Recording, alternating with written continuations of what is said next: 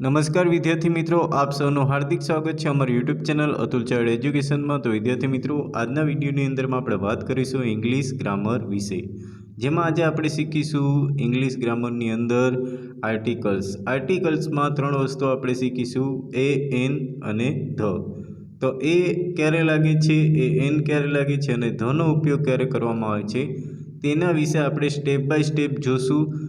તો ખાસ વિદ્યાર્થી મિત્રો આ વિડીયોને અંત સુધી જોજો। અને હા વિદ્યાર્થી મિત્રો, હજી સુધી પણ જો તમે અમારી યુટ્યુબ ચેનલને સબસ્ક્રાઈબ ના કર્યું હોય તો પ્લીઝ સબસ્ક્રાઈબ કરી દેજો અને બાજુના બેલ આઇકન પ્રેસ કરી દેજો, જેથી કરીને આવા લેટેસ્ટ વિડીયોના નોટિફિકેશન તમને મળતા રહેશે। અને હા મિત્રો, વિડીયો ગમે તો પ્લીઝ લાઇક કરી દેજો।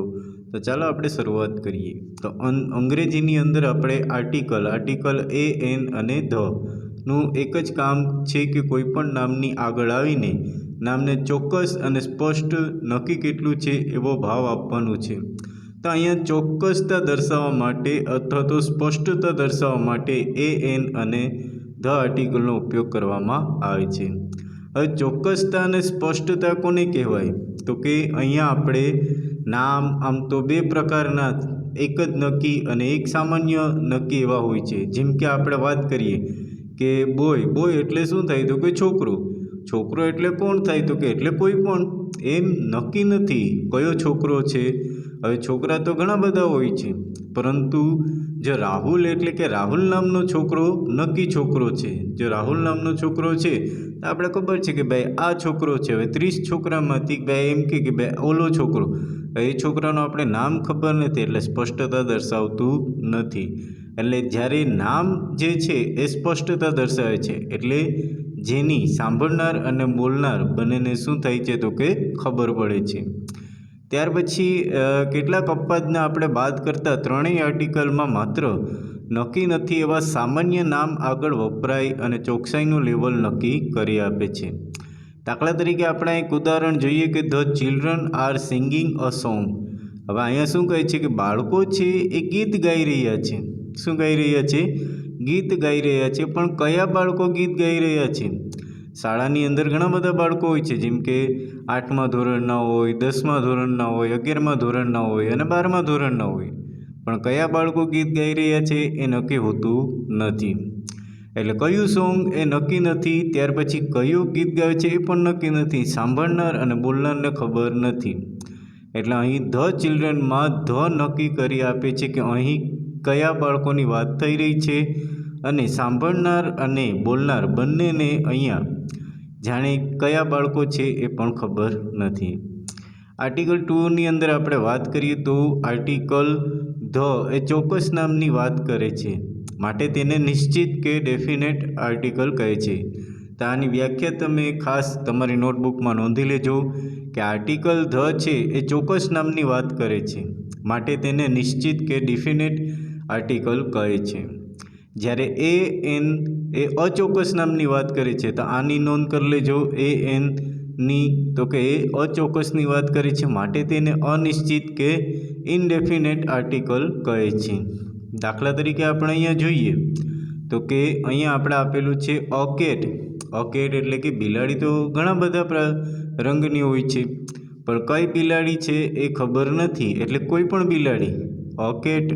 ત્યાર પછી અ પેન્સિલ, કોઈ પણ પેન્સિલ, પેન્સિલના પણ ઘણી બધી કંપની હોય છે, જેમ કે નટરાજન, ડોમ્સ, તો એ આપણે અ પેન્સિલ કઈ પેન્સિલ છે એ આપણે ખબર નથી, એટલે નક્કી થતું નથી। ત્યાર પછી અ બેગ એટલે કે કોઈ પણ બેગ, બેગના પણ કલર હોય છે, કોઈ નાની બેગ હોય છે, કોઈ મોટી બેગ હોય છે। ત્યાર પછી અ ગેમ એટલે કે કોઈ પણ રમત, અ બુક એટલે કે કોઈ પણ પુસ્તક, એન એગ્સ એટલે કે કોઈ પણ ઈંડું, એન આઈસ્ક્રીમ કોઈ પણ આઈસ્ક્રીમ।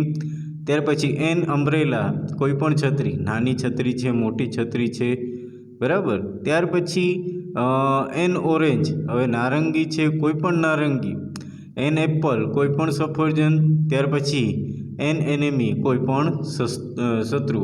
તો અહીંયા જે વસ્તુ છે એ કોઈ નિશ્ચિત નથી, માટે અહીંયા આપણે જો આ બધા શબ્દો આગળ ધ હોય તો ચોક્કસ બિલાડી, ચોક્કસ પેન્સિલ વગેરેની વાત આપણે થઈ રહી છે એવો અર્થ આપણે થાય છે, પણ બોલનાર અને સાંભળનાર દુનિયાની બિલાડી નામની પ્રાણીમાંથી જેની વાત કરે છે એ બંને જાણે છે કે કદાચ એમની ઘરમાં પાળેલી બિલાડી જ હોય. આવું જ દરેક શબ્દના અર્થમાં ચોકસાઈ લાવવાનું કામ ધ કરે છે. તો ચોકસાઈતા કોણ દર્શાવે છે? તો કે ધ. તો અહીંયા આપણે આર્ટિકલ 3ની અંદર વાત કરીએ તો આર્ટિકલ એન છે માત્ર ગણી શકાય તેવા એક વચન નામ આગળ જ વપરાય છે. તો ખાસ આની નોંધ પણ કરી લેજો કે એન માત્ર આર્ટિકલ, આ જે આર્ટિકલ છે એ ગણી શકાય એવા એક વચન નામની આગળ જ એને વાપરવામાં આવે છે. બહુવચનમાં એનો ઉપયોગ થતો નથી. એટલે પરીક્ષામાં પણ તમને આ કંઈ પ્રશ્ન પૂછાય તો એન જ્યારે તમારે ઓપ્શનમાં હોય તો વાક્ય ખાસ વાંચી લેવું કે એક વચનમાં છે કે બહુવચનમાં. ત્યાર પછી આપણે અહીંયા જોઈએ કે કઈ રીતના એક વચનમાં લાગે છે, જેમ કે a bag, a game, a book, a lion, a country, an aunt. ત્યાર પછી a water, a sugar, a petrol, a honesty, a love, a justice. ત્યાર પછી a station, a job, a unicorn, an idiot, an oxygens, an hatred, an rice, a milk. તો આવી રીતના આ બધા કેવા છે? તો કે એક વચનવાળા. આ બધું કેવું છે? એક વચનવાળું. તો એક વચન જે શબ્દ આપેલો હોય છે તેની આગળ એ અથવા તો એન લગાડવામાં આવે છે. હવે એની વાત કરીએ તો એ કોની સાથે? તમને પ્રશ્ન થાય કે એન કોની સાથે લાગે છે? તો સૌ પ્રથમ આપણે પહેલાં એની વાત કરીએ તો એ છે એ માત્ર વ્યંજન ઉચ્ચારથી ક, ખ, ગ, ચ એની સાથેથી શરૂ થતા નામ આગળ જ વપરાય છે. તો ગુજરાતીમાં જેનો વ્યંજનથી શરૂઆત થાય છે તેની આગળ ફક્ત શું લાગશે? તો કે એ લાગશે. તો અહીંયા એ કઈ રીતના લાગશે? તો કે જેમ કે આપણે બોય, તો બોય છે એ શેનાથી ઉચ્ચાર થાય છે? બોય. બોય એટલે કે બ ઉપરથી. એટલે બ છે એ કેવો છે? તો કે વ્યંજન છે. ત્યાર પછી અ વુમન, તો વુમન છે એ શેનાથી શરૂઆત થઈ છે? વ ઉપરથી. એટલે વ પણ શું છે? તો કે વ્યંજન છે. અ ગર્લ, અ ગર્લ પણ શેનાથી ઉચ્ચાર થાય છે? તો કે એ પણ વ્યંજનથી છે.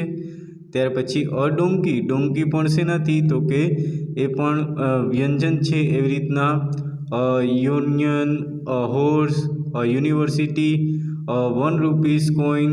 તો અહીંયા છે જેટલા પણ આપણે અહીંયા આપણે શબ્દ એક્ઝામ્પલ આપેલા છે a house, a table, a URL, a young man, a book, a pencil, a sister, a flower, a shop, a movie. ત્યાર પછી આગળ જોઈએ તો ડૉક્ટર. તો મિત્રો આ જેટલા પણ આપણે અત્યારે જે એક્ઝામ્પલ જોયા એ બધા કેવા છે? વ્યંજન. જે વ્યંજનથી શરૂઆત થાય છે તેની સાથે એ લગાડવામાં આવે છે. ત્યાર પછી આપણે વાત કરીએ એન કોની સાથે લાગશે? તો કે એન માત્ર સ્વરથી ઉચ્ચાર શરૂ થતા નામ આગળ જ આર્ટિકલ એન આવે છે. સ્વર એટલે અ, આ, ઈ એનાથી જે શરૂઆત થાય છે એની સાથે જ શું આવશે? એન આવશે. જેમ કે આપણે અહીંયા પહેલું વાક્ય તમે વાંચો તો કે ઓરેન્જ. ઓરેન્જનો શબ્દ ઉચ્ચાર શેનાથી થશે? ઓથી. ઓથી શરૂઆત થઈ છે એટલે શું આવશે? એન. ત્યાર પછી એલિફન્ટ. એલિફન્ટમાં પણ શેનાથી શરૂઆત થઈ છે? એથી. તે પણ શું છે? સ્વર. એટલે એની આગળ શું આવશે? એન. ત્યાર પછી એગ્સ.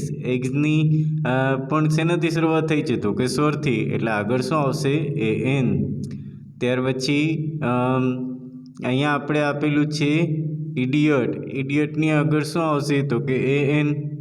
એ સ્ટુડન્ટ. એ સ્ટુડન્ટ. એ સ્ટુડન્ટ એટલે શું થાય? તો કે સ્વરથી શરૂઆત થઈ છે એટલે શું આવશે? એન. MLA પણ શેનાથી શરૂઆત થઈ છે? તો કે સ્વરથી. એટલે આગળ શું આવશે? એન. એન્જિનિયર. એન્જિનિયરની આગળ પણ શું આવશે? એન. તો આવી રીતના આંટ. આંટ પણ શું છે? તો કે સ્વરથી શરૂઆત થઈ છે એટલે એન આવશે. પછી ઓર્ફન. ઓર્ફનની આગળ પણ શું આવશે? એન. ઓવર. ઓવરની જગ્યાએ પણ શું આવશે? એન.